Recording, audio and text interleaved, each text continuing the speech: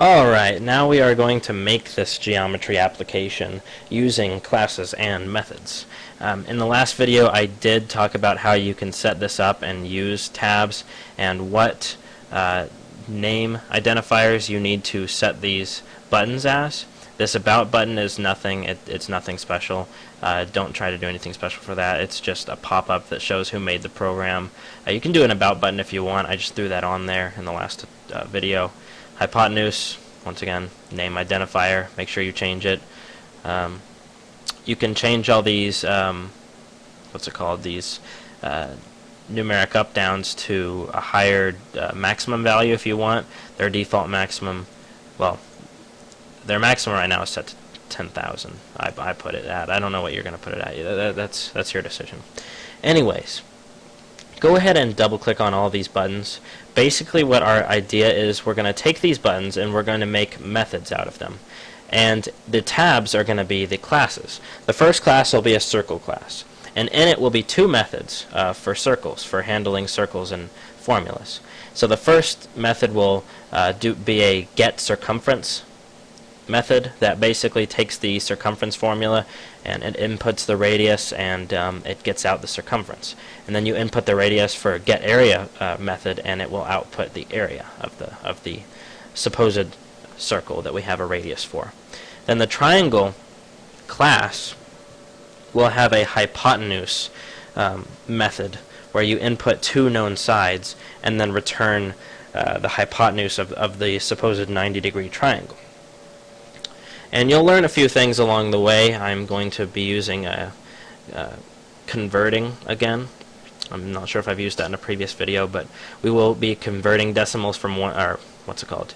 We will be converting variables from one type to another, so that's pretty cool. And you'll just learn a few other things along the way. So make sure you've clicked on all of the buttons. As you can see, I have a circum button, an area button, and a triangle button. I might as well call that a hypotenuse button, but it was too long to type out. There's no real point to making it, that long. So before we can start putting code in these buttons, we need to create our two classes and our methods. So in order to create a class, you go to Tutorial 7, right-click, Add Class. Name it. We'll do the circle first. So name circle.cs.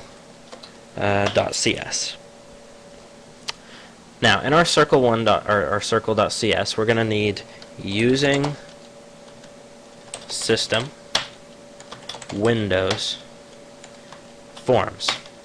And this basically allows us to use the form1.cs and its elements that it has. And we're going to need our methods, so let's create those. Our first method is going to be get circumference. So let's do a public static decimal. Remember, numeric up-downs have to be decimals. And also keep in mind that public and static are modifiers. I will be going over those in my last tutorial in this series, so keep posted for that, I suppose. And the decimal is going to be called get circum. And we're going to pass in one variable, which will be decimal radius.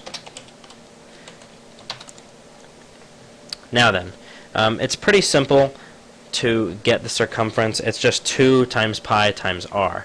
However, there is one problem we're going to run into with pi. Pi is a double. It's not a decimal, it is a double. So we're going to have to convert it to a decimal to even be able to multiply it times the radius, because a decimal and a double cannot be multiplied together. So we are going to create a pi variable, which will be a decimal, and we'll set it to convert.toDecimal. That's our conversion function, our method that converts pi to a decimal, or whatever we input to a decimal. And we're going to input math.pi. And there you go. It takes the pi variable and it converts it to a decimal. So now we can multiply it by our radius. So we're going to do a decimal result is equal to 2 times pi times radius. 2 pi r. And then return our result for the user to see. So we've got a method that inputs our radius. It creates a pi variable and converts it to a decimal. Then it multiplies pi by 2 by radius, and then returns the circumference to the user. Now we're going to create our area function. Once again, public static decimal, and it'll be called getArea. And also a decimal will be passed through that will be known as radius. And once again, we're going to need to convert pi, because that hasn't changed. Convert dot to decimal math. To be honest, I could have copy and pasted this, but with the very ease of use in the autofill and Microsoft Visual C#, I just don't need to copy and paste things when it's so easy to type them out, you know. Then we create our result, and it's going to be pi r squared. So it's going to be pi times, and then radius times radius, which is essentially squaring it because it's, you know, radius times radius. And then return our result. So we've got our get circumference and our get area methods. Feel free to put on a little comments.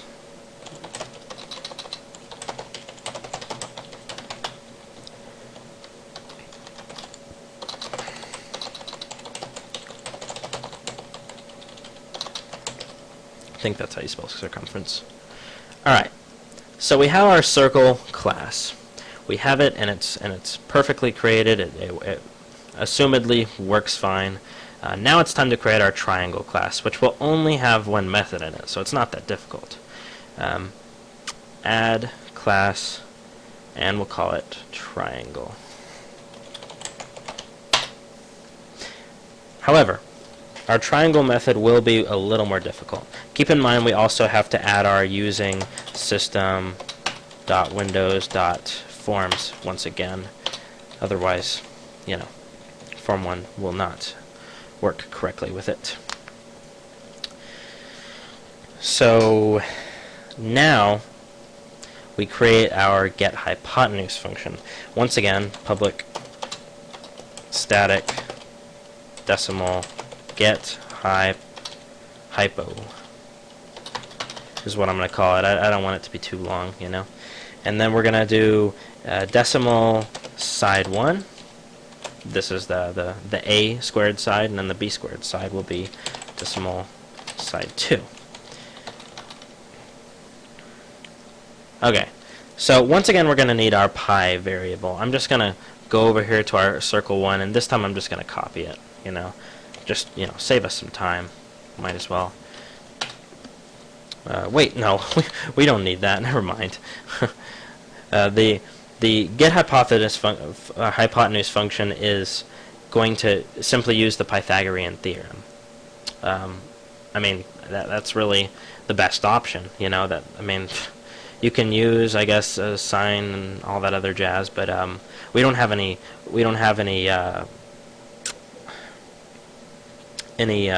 angles other than 90 degrees, so let's just use Pythagorean theorem and get the hypotenuse. So it's going to be a squared plus b squared is equal to c squared, and we want c. So it's going to be a squared plus b squared, and then you're going to square the sum of that. So what we do is we say result, or rather decimal result, is equal to side 1 times side 1 plus side 2 plus, or rather times side 2. So that is it, but without being square rooted just yet. However, here's the problem.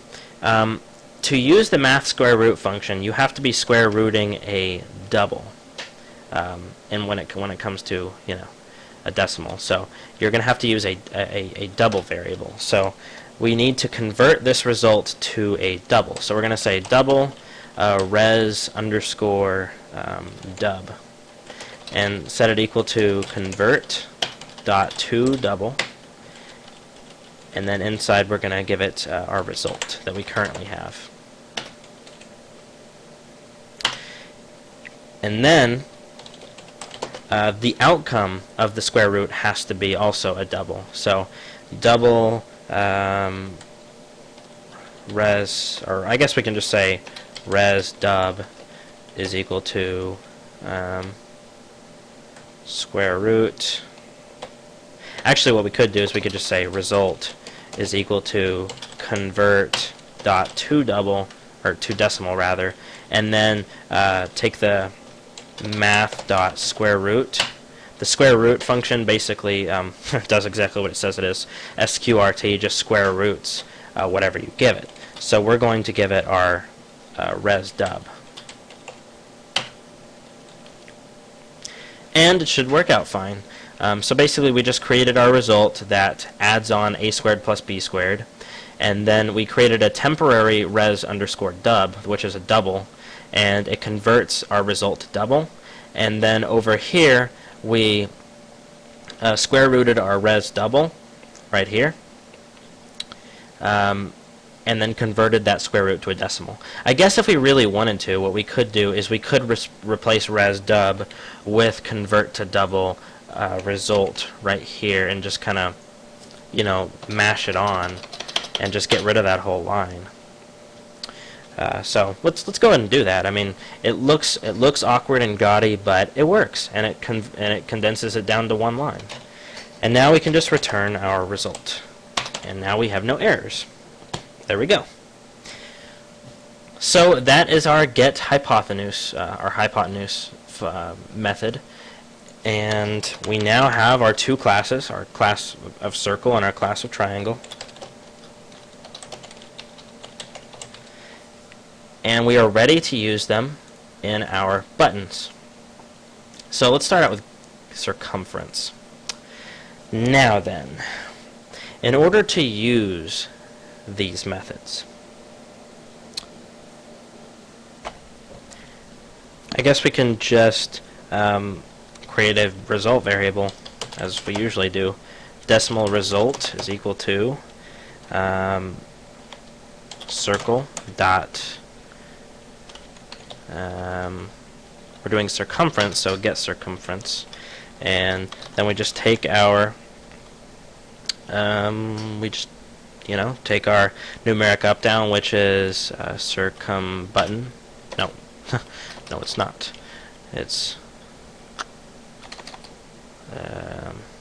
I believe it is. Oh no, it's radius. Radius 1 dot value. That's our numeric up down. And what we do with that is we just output it to the user using our standard message box method that we usually have been doing.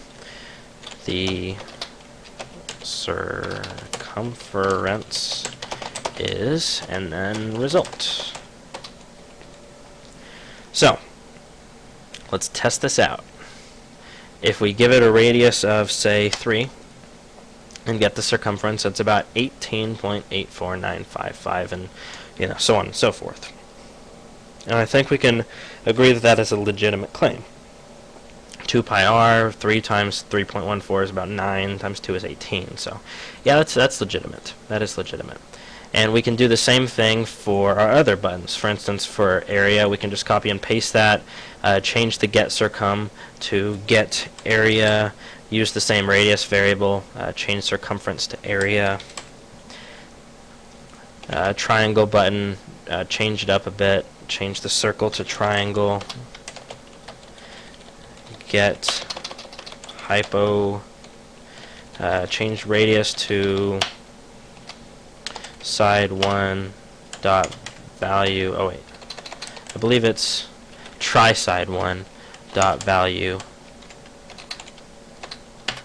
and then try side 2 dot value. And as you can see, we get our decimal result, and we can just say the hypotenuse is, and then our result. So let's run it and let's see how our buttons are doing. If we give it a radius of 2, circumference works, area works. Wait, hang on. Get area, radius 1 value. Wait, am I reading that right? do 3. Okay, yeah, okay, it's working. It's just 2 was so close together to the other 2, I didn't know. Yeah, that's right. 2 is the same circumference as the area. That is correct. I forgot about that. All right. For hypotenuse, we can take the known sides and make it like a, I guess, a 3, 4, 5. And the hypotenuse will be 5. If you ever take, calculus, pre-calculus, you'll get very familiar with 3, 4, 5 triangles. It's just something we kind of memorize, I suppose. And you can put something random in there. Hypotenuse is 41, and there you go. It works out fine. Once again, our about. And definitely really cool stuff. We've got our 2 classes. We can feed through to our classes using our awesome new methods that do these calculations for us. And we can. The cool thing is you can use these methods throughout the program. Whether you, it reduces the amount of code. You would normally have to take all of this and do it each time you need to find the circumference or find the, that sort of thing. So it's really neat structural stuff. Whenever you start coding out really long methods, you're going to find the use of this. So I hope you find this very useful, and I hope in the future you find really cool ways to use object-oriented programming. In the next tutorial, I'm going to talk about objects. So objects and instances, it's going to be pretty neat. It's basically creating different instances of our classes. For instance, if you have a class called car, you can create like a Ferrari instance of that class and a DeLorean instance of that class. So really cool stuff. Stay tuned, and I'll signing off.